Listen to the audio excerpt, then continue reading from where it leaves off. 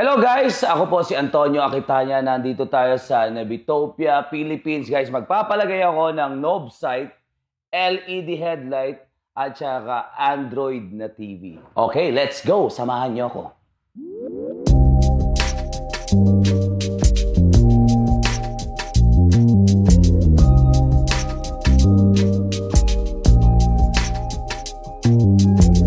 So dati wala akong monitor ng Android. Ngayon meron na. So pwede na ako mag-Waze, pwede na mag-Facebook, mag-YouTube, at Spotify. So guys, kung gusto niyo magpalagay ng ganito, just message Navitopia Philippines. Guys, sigurado ako mag-i-enjoy kayo. So ano pang hinihintay niyo? Message na.